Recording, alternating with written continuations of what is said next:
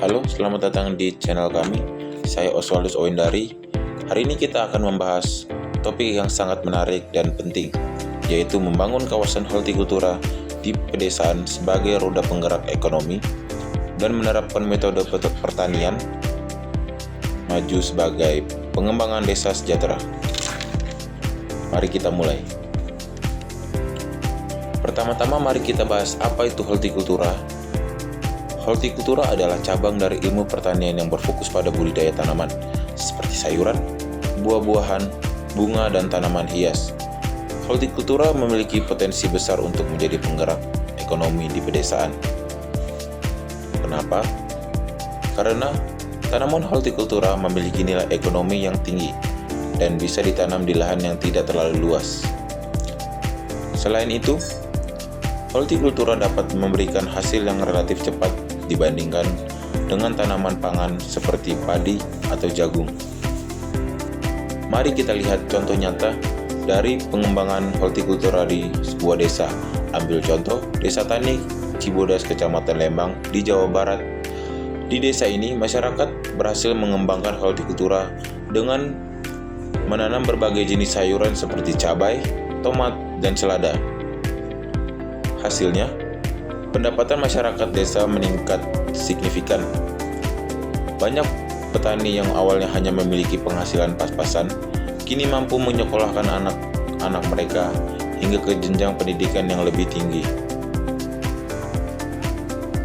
Musim kemarau yang berkepanjangan di tahun 2023, pengaruh fenomena El Nino berdampak pada sektor pertanian di Kabupaten Bandung Barat.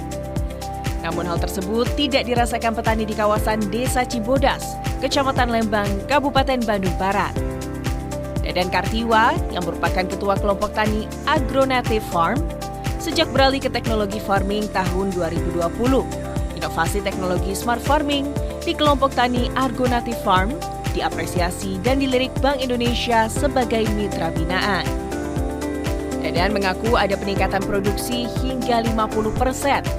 Efisiensi ongkos kerja dan nutrisi serta penyiraman lebih terjamin. Alhamdulillah sih kalau untuk posisi petani sih ada, makanya dipakai juga ada peningkatan di produksi. Jadi kalau misalkan hasil evaluasi di koperasi kita itu ada peningkatan di range 30% sampai 50%. Dan itu dari ongkos kerja, ada pengurangan efisiensi ongkos kerja juga. Terus untuk posisi ketanaman juga istilahnya lebih benar-benar kejamin nutrisi sama penyiraman kayak gitu. Bank Indonesia berkomitmen mengembangkan klaster agribisnis sayuran bernilai tinggi di Kecamatan Lembang sebagai upaya menuju ketahanan pangan dan menjaga stabilitas harga agar tidak menyebabkan kenaikan inflasi. Ahmad Fadilah, Kompas TV, Kabupaten Bandung Barat, Jawa Barat. Selain itu, desa tersebut menjadi tujuan wisata agro yang semakin menambah pemasukan bagi masyarakat setempat. Untuk mencapai kesuksesan seperti Desa Cibodas, kita perlu menerapkan metode pertanian maju. Teknologi smart farming sangat membantu meningkatkan produktivitas.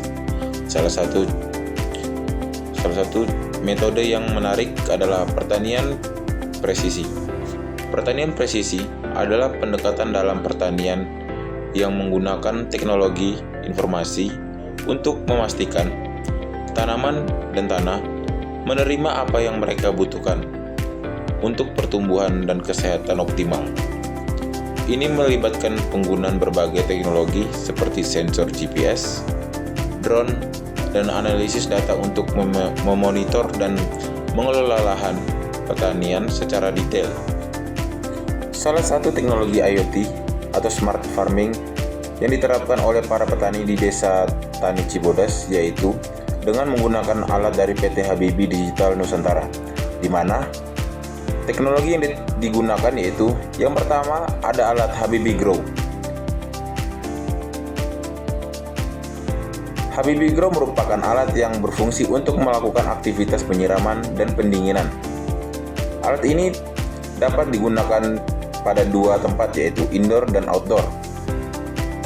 Pada tempat indoor, Habibie Grow dapat melakukan penyiraman sebanyak 4 zona serta perbandingan sebanyak 4 zona dengan total luas lahan sebanyak 1000 meter persegi. Selanjutnya, pada tempat outdoor, dapat melakukan penyiraman sebanyak 8 zona dengan total luas lahan sampai 1 hektar. Yang kedua, ada alat Habibi DOS. Merupakan alat yang berfungsi untuk melakukan pemupukan pada tanaman. Alat ini memiliki 4 keunggulan, yaitu dapat meracik pupuk secara otomatis, dapat mengaduk pemupukan secara otomatis, dapat menyimpan 3 skema pemupukan, dan dapat memonitor nilai ESI dan pH dalam racikan pupuk. Yang ketiga, Habibi Rapid Soil Check. Merupakan alat yang berfungsi untuk mengetahui kondisi tanah. Alat ini dapat mendeteksi kandungan unsur NPK pada tanah serta membaca nilai suhu, kadar air, pH, dan nutrisi tanah. Yang keempat, ada alat Habibi Climate Station. Merupakan alat yang berfungsi untuk membantu petani dalam memantau kondisi cuaca aktual kebun secara otomatis sampai beberapa hari ke depan. Sehingga dengan adanya alat ini dapat memprediksi hama, penyakit untuk penentuan jadwal penyemprotan pestisida serta meminimalisir kegagalan panen. Alat ini dapat melakukan pemetaan dengan jangkauan hingga 10 hektar. Untuk penggunaannya, Habibi Climate Station dapat dioperasikan menggunakan smartphone. Yang kelima, alat Habibi Link merupakan akun aktivasi paket online yang terdiri dari cold storage, modem 4G, data internet, aplikasi Android, dan web dashboard.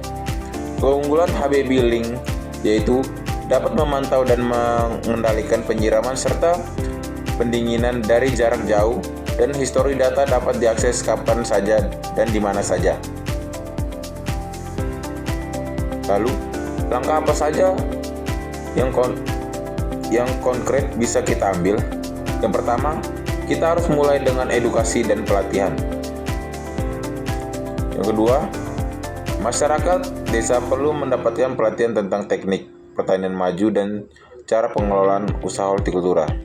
Yang ketiga, kita bisa memanfaatkan teknologi digital, misalnya aplikasi untuk memantau pertumbuhan tanaman atau memprediksi cuaca. Ini akan membantu para petani. Yang ketiga, kita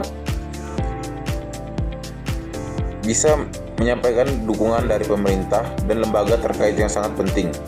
Program bantuan modal, subsidi pupuk, dan pendampingan teknis bisa menjadi dorongan besar bagi para petani. Sekian dari video pemaparan saya pada kali ini. Saya ucapkan terima kasih.